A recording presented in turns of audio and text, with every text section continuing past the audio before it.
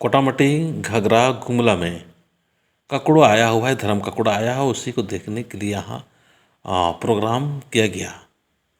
बहुत अच्छा 21 दिन के बाद में ये प्रोग्राम हुआ।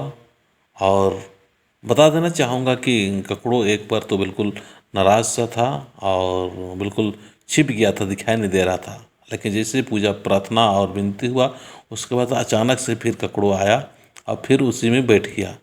तो इस तरह से आज हमारे धर्म ककड़ो ओगरा अपने समाज को, अपने संस्कृति को, अपने सरना समाज, सरना परिवार, प्राकृतिक जो धर्म है उस धर्म को एक सत्य की राह पर दिखाने के लिए जगह जगह पर प्रकट हो रही है।